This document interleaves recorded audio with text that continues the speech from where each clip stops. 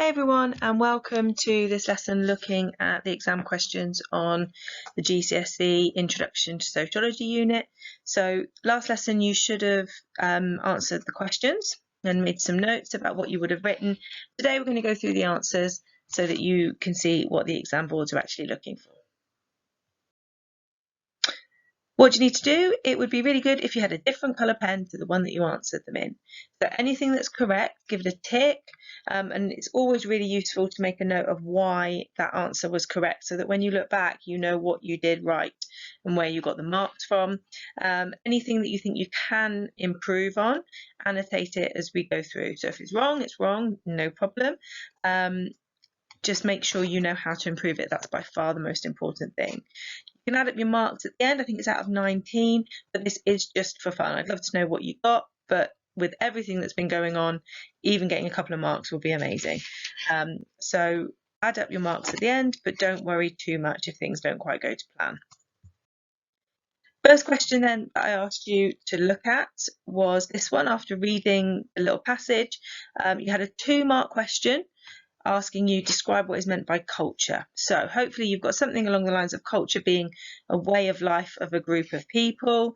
That gets you 1 mark. So it's a 2-mark question. For 2 marks, you have to give 2 points. So the second mark we would look for is what does that way of life include? And we know from the unit that we've just done that that includes norms, values, beliefs, and language. So can you see it's a 2-mark question and there are 2 clear sentences, each getting a mark, so therefore it's 2 marks. You can give yourself a tick for everything that you've got right. If you've only got 1, you still get 1. So you could get 0, 1 or 2 on this question. If you don't have something along those lines or you have a different definition, then it would be a 0. Question B was identify the norm in the passage above. So if you look back at the passage, the norm was how to eat with a knife and fork. It also talked about having respect for your parents, but that's a value. So if you picked that one, that is not going to get you the mark. The norm is behaviour, the expected behaviour that you would have. And then question C was a 2-mark question asking you why socialisation by the family is important. So we know that we'd refer to that as primary socialisation. And that first mark comes from that first point there. So socialisation by the family is important because it is the first place where children are taught how to fit into society. So that gets you 1 mark. And then all of those bullet points underneath, all you need to do is pick one of those to get the second mark. So what does it mean that children are taught to fit into society? You could talk about norms and values. You could talk about accepted behaviour, what's expected of them. You could talk about the chaos there would be in society if people weren't primary socialised. And we did all that work on feral children. So you could have a look and say, well, feral children show that socialisation is really important.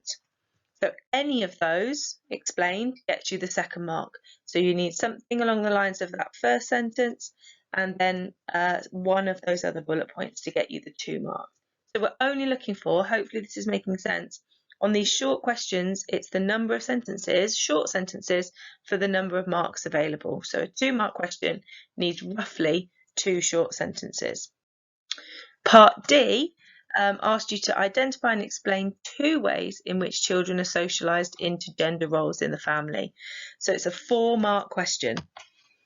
And for this one, because it says you've got to give 2 ways in which children are socialised, it tells us that you need to give and explain 2 points. So any of these things here, role models, sanctions, manipulation, canalisation, languages, toys, books and clothes, any of those things get you 1 mark. So mentioning those briefly gets you a mark.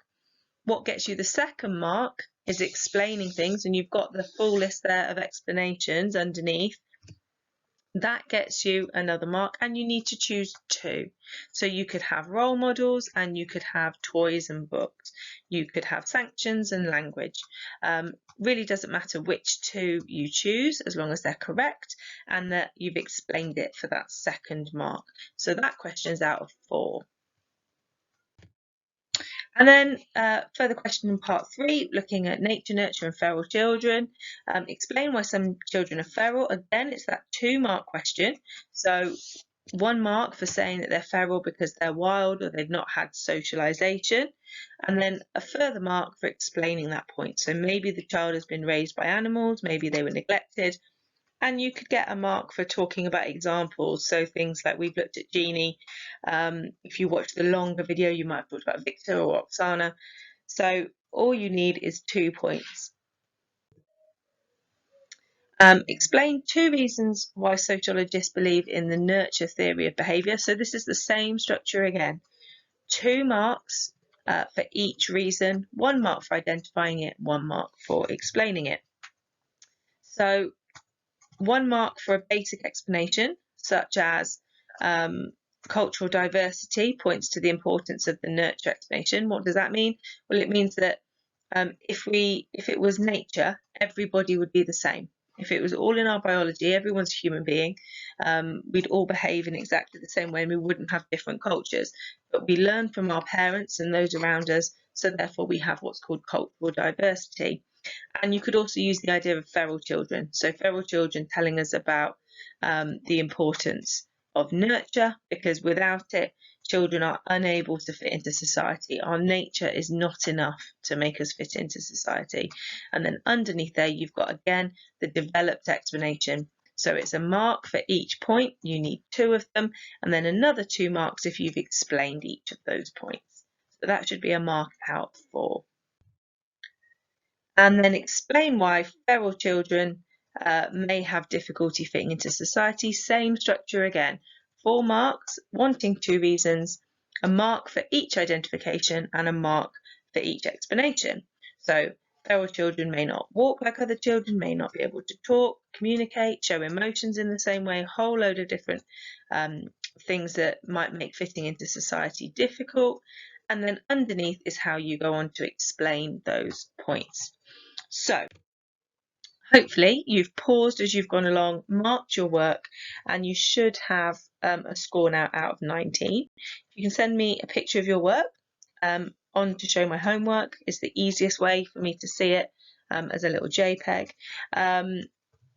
Make sure that your total is really clear, and please don't worry about this at all. It was totally just to see how we'd get on.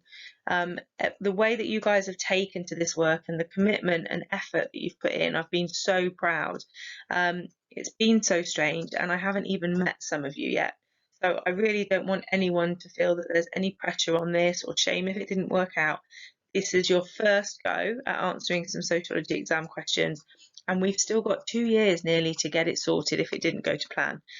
But I'd still love to see your work, even if it didn't go to plan, so that I know what we need to work on next year. Thank you for taking the time out to do it, and I look forward to seeing your work.